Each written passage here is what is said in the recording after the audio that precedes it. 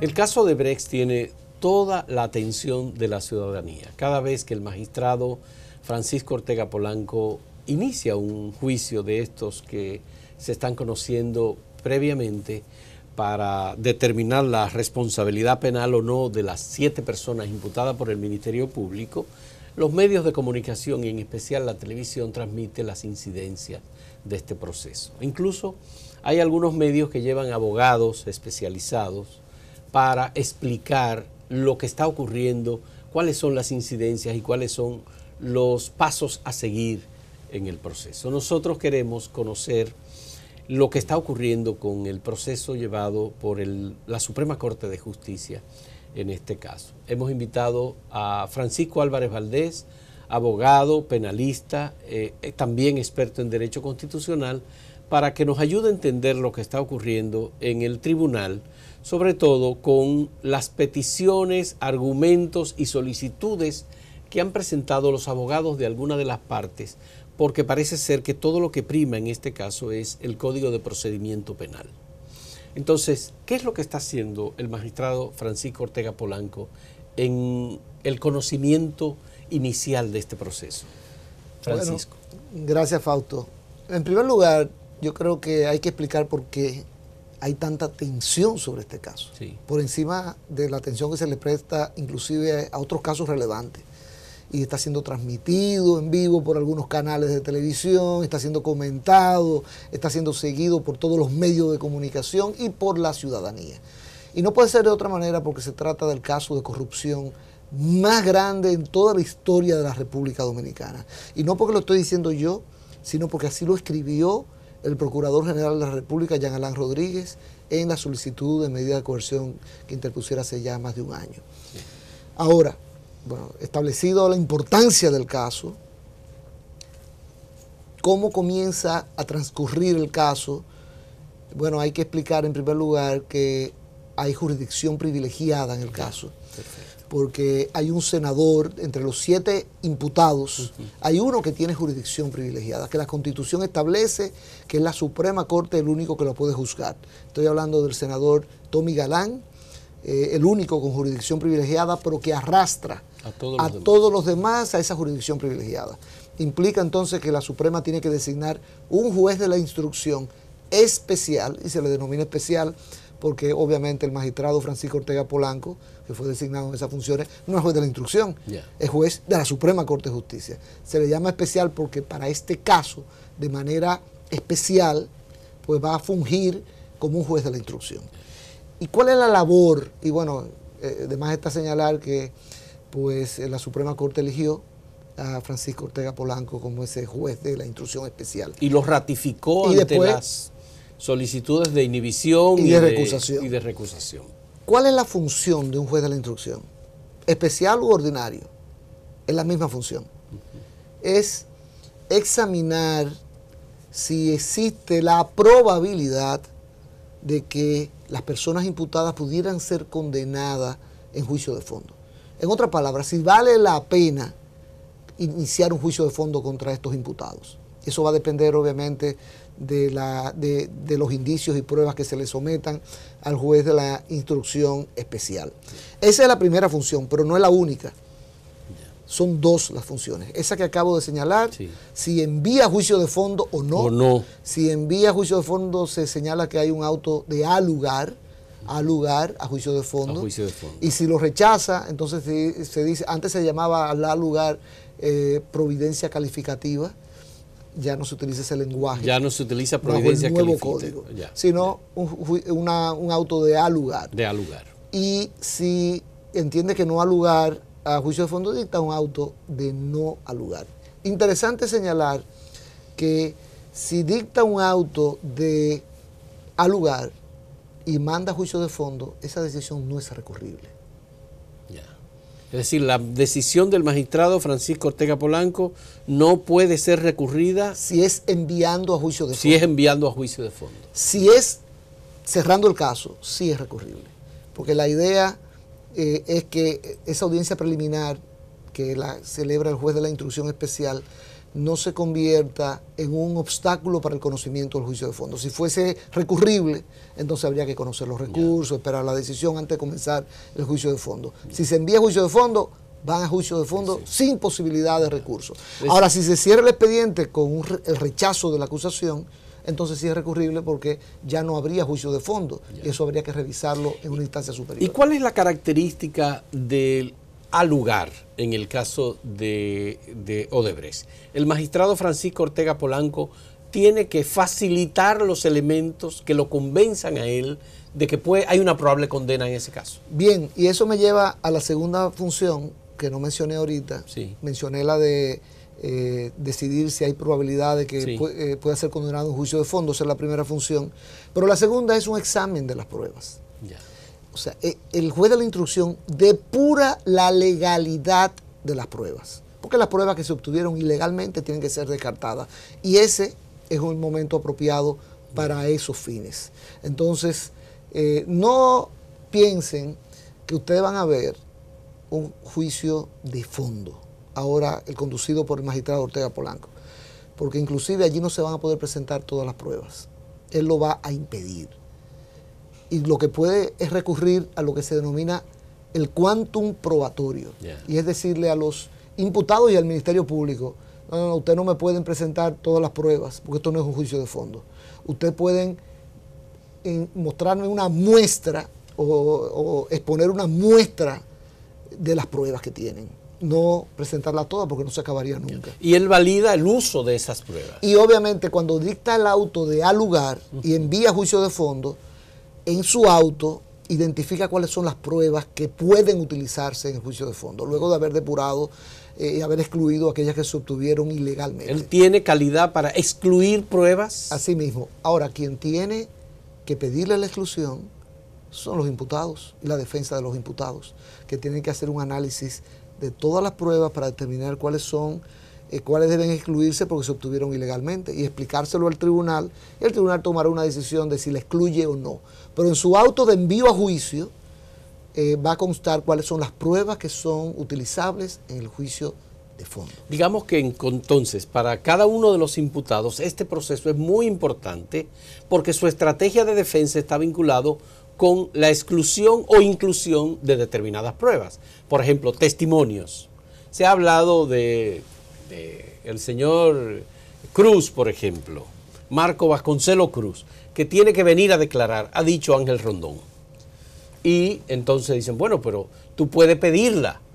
Ángel Rondón pidió, creo que 106 testigos, pero entre los 106 testigos de Ángel Rondón no está Marco Vasconcelo Cruz. Entonces, ¿por qué? Él pide verbalmente una cosa y luego no la incluye en la petición de interrogados. Mira, ese tema es importante sobre todo por el volumen de pruebas que existen. Estamos hablando de que las pruebas aportadas por el Ministerio Público son 1.711 pruebas, de los cuales 54 son testigos a cargo, o sea, para probar la acusación. Hay 1.368 pruebas documentales del Ministerio Público, 234 pruebas materiales, 4 pruebas ilustrativas, 42 actos procesales y 9 interrogatorios. Y dentro de esas pruebas están precisamente las declaraciones que dieron estos ejecutivos de Odebrecht en Brasil, respondiendo interrogatorios del Ministerio Público brasileño. Cosa curiosa, yo pensaba que la defensa de los imputados iban a pedir la exclusión de esas pruebas, de esas declaraciones, porque son interrogatorios donde la defensa no ha tenido la oportunidad de contrainterrogar. Y entonces iban a decir, eso viola la igualdad en el proceso, igualdad de armas, como se llama, la contradictoriedad del proceso, es decir, que sean escuchados porque no están presentes. Sin embargo, por ejemplo, Ángel Rondón recurre a esas declaraciones como prueba. No la está excluyendo. No está pidiendo su exclusión, sino que las utiliza. Las utiliza, quiere que se incluyan. Pero yo estimo que lo verán durante la audiencia preliminar, que así es como se llama esa fase del proceso.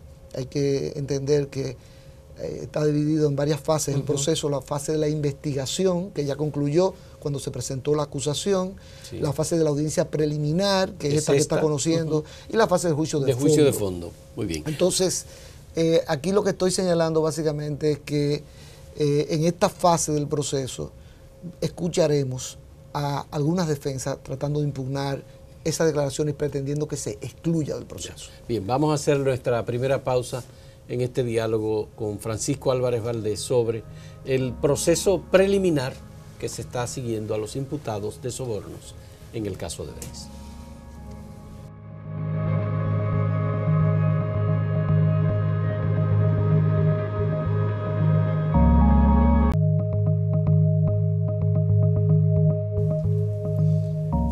Las declaraciones premiadas, como se les llama en Brasil, ofrecida por Marcelo Odebrecht y luego 77 ejecutivos de Odebrecht. Algunas se han traído a República Dominicana y las ha utilizado el Ministerio Público.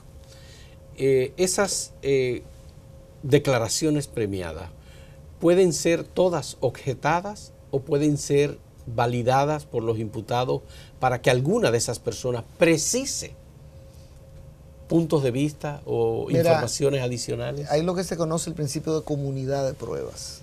Del momento que una parte deposita una prueba, las otras partes la pueden utilizar. Eso es lo que se llama el principio de comunidad de pruebas. Es decir, Ángel Rondón puede utilizar a su favor alguna prueba presentada por Díaz Rúa. Pero por esa razón se pospuso inclusive la audiencia a principios de agosto. De agosto, sí. En razón de que estaban reclamando los imputados que se le entregaran no solamente las pruebas atinentes a ellos, sino la de los demás. La de los demás, que parece que no se le había entregado. Se le entregó particularmente a cada uno la suya, relacionada con su investigación, su caso. Un error del Ministerio Público. Ya. Porque uno de los cargos es asociación de malhechores. Ya. Desde el momento que tú acusas de asociación de malhechores, hay una vinculación de todos ellos. Y en consecuencia las pruebas de uno pueden ser utilizadas con respecto a otros. Entonces, bueno, pero eso ya quedó subsanado la semana pasada, porque con la orden del juez de que se apersonaran todas las partes, todos los imputados a la Secretaría del Tribunal el martes 14 de agosto a recibir las pruebas, y tengo entendido que se le entregó ya todas las pruebas. Esa parte está, por cierto, ahorita te mencioné las pruebas que presentó el Ministerio Público. Cuando tú sumas todas las pruebas del Ministerio Público y de imputados, tenemos un total de 2.452 pruebas, de las cuales son 183 testigos, divididos esos testigos en 70 a cargo y 113 a descargo. Entonces es una cantidad, un volumen de pruebas importante que si se fueran a conocer todas en la audiencia preliminar no terminaría por ahora. Pero por eso yo quiero insistir, el juez, y eso va a depender mucho de la muñeca que tenga, ¿no? Va a decir, cada uno me tiene que presentar una muestra de sus pruebas. No la totalidad de sus pruebas. Para nada, pero te estoy hablando de un 2% tal vez de las pruebas, o sea, porque la audiencia preliminar no es un juicio de fondo. Entonces, esperemos que el magistrado controle el afán de los abogados que van a querer exponer todas las pruebas posibles para que eso se reduzca y la audiencia se pueda controlar. ¿Y por qué el magistrado, digamos, no ha podido dar inicio a este proceso y se ha quedado en las diferencias que tienen algunos abogados en relación a cómo marcha el proceso, a cómo inicia el proceso? Bueno, Víctor Díaz Rúa, varios abogados se han presentado. El caso de Jesús Vázquez, que se presentó y el magistrado dijo, pero que usted está fuera de tiempo por el momento en el que ya se recesó la audiencia. Entonces a nosotros no nos han notificado nada.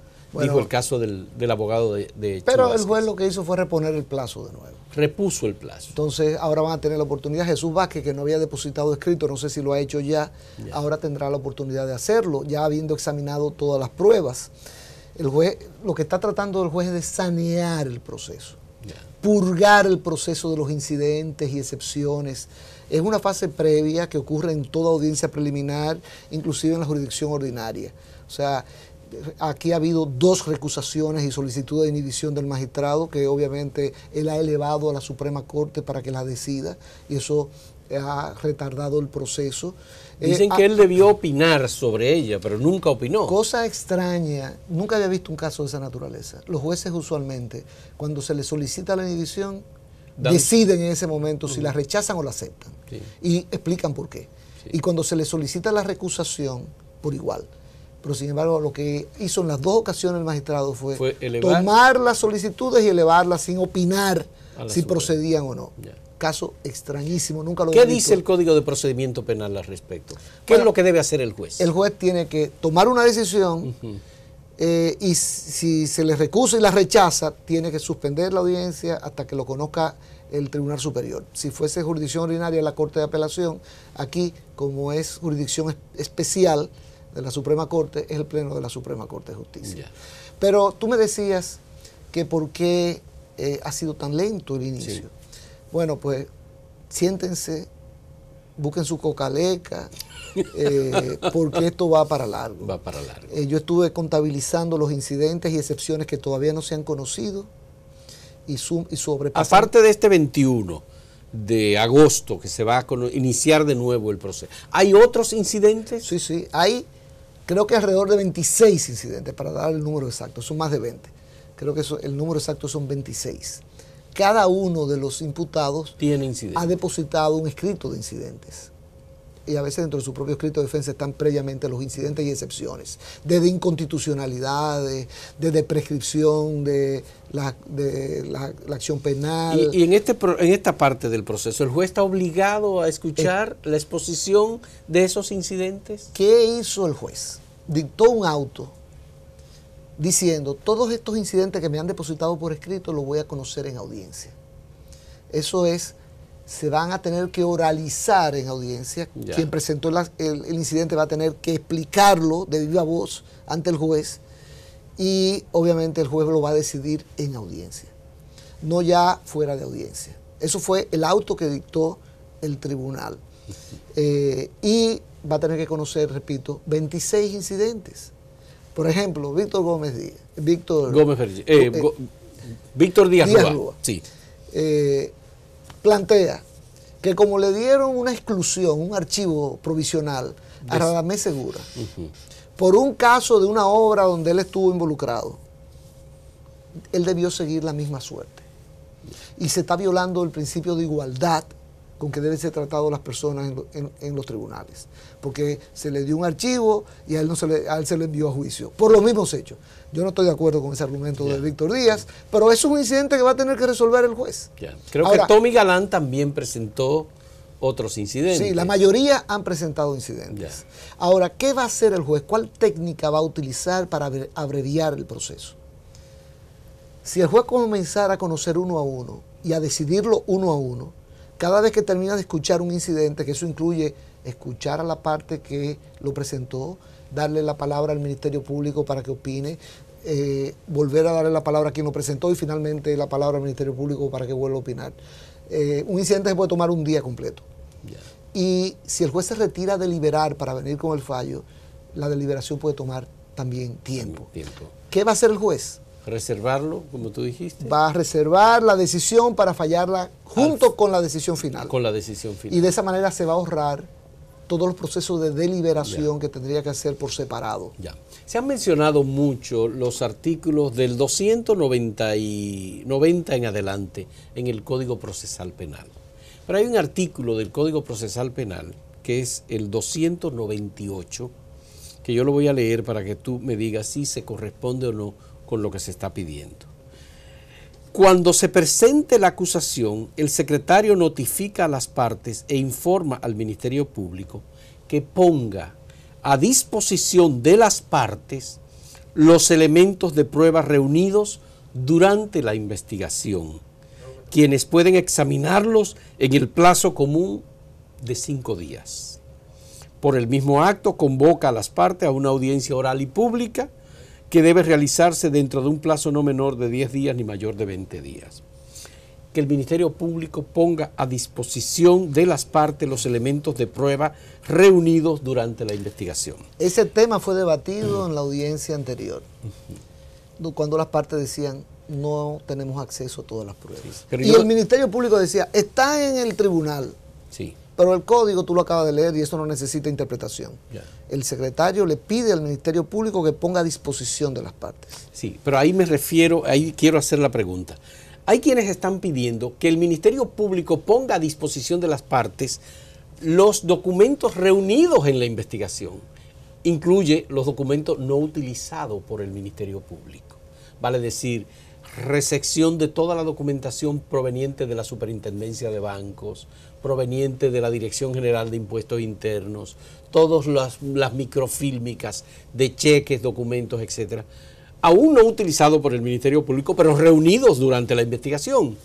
Mira, este tema de poner a disposición de las partes las pruebas incluye el aspecto ya decidido de que no solamente son las pruebas de a una de las partes, sino todas las pruebas depositadas que afecten a cualquiera de las partes. Ese tema está resuelto ya. Resuelto ya porque lo están notificando. Pero, ese otro. Pero yo entiendo que no está resuelto todavía, el tribunal va a tener que abocarse a resolverlo, el tema que va a insistir alguno de los imputados en ello, de que no, ya se puso a disposición las pruebas depositadas por el Ministerio Público, pero estamos pidiendo también aquellas pruebas recabadas que el Ministerio Público decidió descartar de la acusación y no depositó. Ya.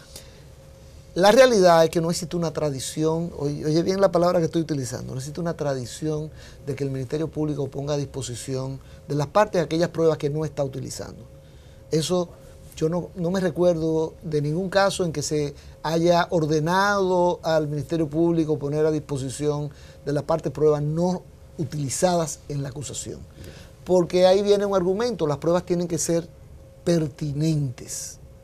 Y el Ministerio Público tiene que tener un criterio de precisamente las pruebas que va a incorporar a su acusación que sean pertinentes. Si recabó una prueba que no tiene nada que ver con el proceso, ¿para qué la va a someter? Pero pudo haber recabado pruebas que tienen que ver con otras personas que no están incluso sometidas y por tanto el tema de las exclusiones. Y ahí viene el tema, no solamente ese argumento que tú acabas de dar, pudiera ser que una de esas pruebas sí tenga que ver con una de las partes, pero favorezca a esa parte. Y el Ministerio Público no quiera cavar su propia tumba. Su propia fosa. Entonces, sencillamente no la utilizó. Ya. Ahí, si eso ocurriese de esa manera, hablándote ya de manera académica, tengo que decirte que el Ministerio Público no puede, en virtud del principio de objetividad que manda la ley que debe tener, pues si hay una prueba que favorece a un imputado, tiene que, igual que la prueba a cargo, tiene que depositarla. Vamos a hacer una última pausa en este diálogo con Francisco Álvarez Valdés.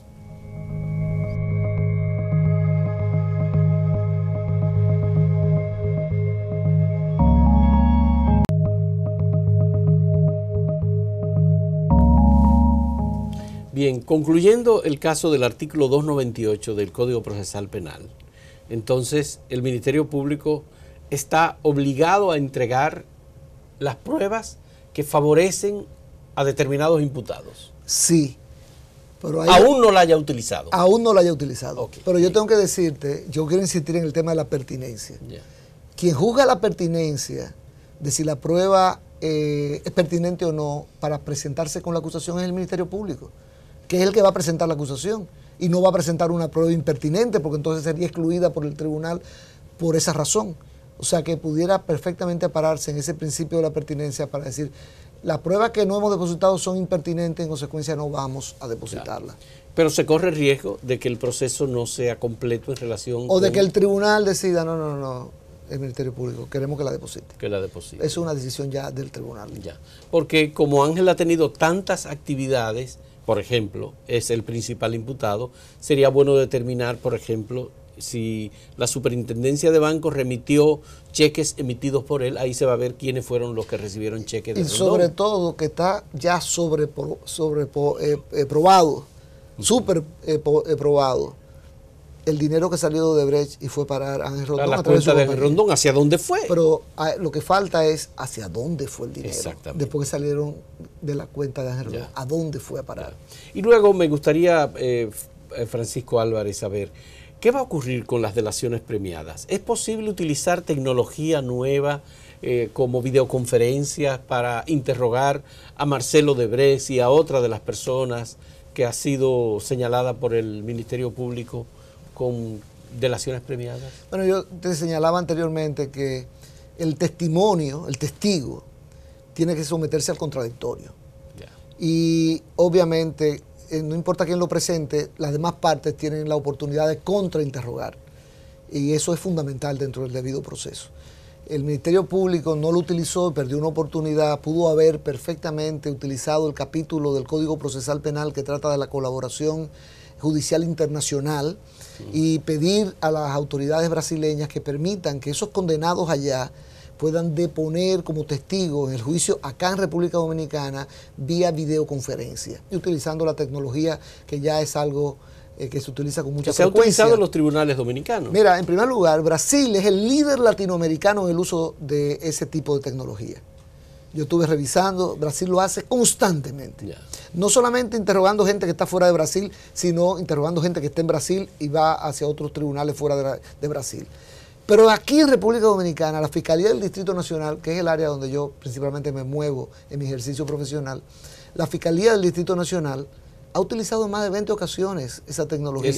O sea que se pudo haber traído no físicamente, sino pero interrogado vía videoconferencia en tiempo real, permitiendo que quien presente a Marco Vasconcelos Cruz, que debería ser el Ministerio Público, lo interrogue y después los imputados puedan contrainterrogarlo y completar el proceso. ¿Por qué era importante? Porque todas esas personas fueron interrogadas por fiscales brasileños. ¿Cuál era el principal interés de los fiscales brasileños? Brasil. El caso de Brasil. Por supuesto. E interrogaron de manera tangencial sobre Venezuela, República Dominicana, Angola, pero ese no era su objetivo principal. Entonces era importante, primero, que los fiscales dominicanos fueran allá, como hicieron los de Perú. En Perú, los fiscales interrogaron a Marcelo Odebrecht directamente. Sí, que los fiscales dominicanos fueran, que no ocurrió, a interrogar para saber qué pueden aportar al proceso. Y que aquellos que tuvieran que aportar, entonces se ofrecieran como testigos vía la colaboración judicial internacional con Brasil. Francisco Álvarez, finalmente, ¿en cuántos meses va a terminar el proceso de preliminar? Mira, yo no tengo una bolita de cristal. Y te puedo decir que es un proceso complejo, donde hay 7 imputados, cada imputado tiene por lo menos tiene 3 abogados, donde hay una barra del Ministerio Público de 16 fiscales sí. Y donde los abogados en República Dominicana tenemos un vicio que no nos corrigen en la universidad, lo incrementan, de querer extendernos en el uso de la palabra de manera innecesaria hasta la repetición. Y un vicio en los jueces de no controlar esa situación. Yo siempre he dicho que en el caso Van Inter rompimos el récord Guinness, porque Juárez Castillo se llevó el récord. Creo que fueron 6 o 7 días consecutivos con su discurso de clausura. En la Suprema Corte Norteamericana, cada abogado, para presentar un caso, tiene 15 minutos. Y si no puede presentarlo en 15 minutos, lo cortan. Entonces, aquí hay un temor enorme por violar el derecho de defensa. El derecho de defensa. Entonces, todos los jueces tienen un temor en ese sentido y muchas veces no nos controlan a los abogados y los procesos se extienden. Por ejemplo, presentar 26 incidentes, eso puede conllevar 26 audiencias. Entonces, lo que te estoy diciendo es que puede tomarse 3 meses, 6 meses, 1 año. El caso Peravia tomó alrededor de 1 año y medio. Recordándome el caso de Pedro Castillo, tomó más de 1 año también en la audiencia preliminar. Preliminar solamente. Y el caso de Pedro Castillo era un solo imputado. Y tomó más de 1 año. Sí. Entonces, realmente puede tomar tiempo. Eso va a depender mucho de la actitud del magistrado en igualdad de armas. Porque no es de favorecer a uno, no. Usted tiene en las réplicas y contrarréplicas, después que ya tú hizo su presentación, tienen 10 minutos. Bien. Y el fiscal también tiene 10 minutos. O sea, igualdad de armas, y no se rompe el derecho de defensa, no se viola y se utiliza el principio de igualdad de armas con eficiencia. Muy bien. Muchas gracias a Francisco Álvarez Valdés, abogado, que ha estado observando y participando en SIN como comentarista del proceso que se está siguiendo a los imputados en el caso de sobornos de Odebrecht. Y por supuesto, muchas gracias a ustedes por la compañía.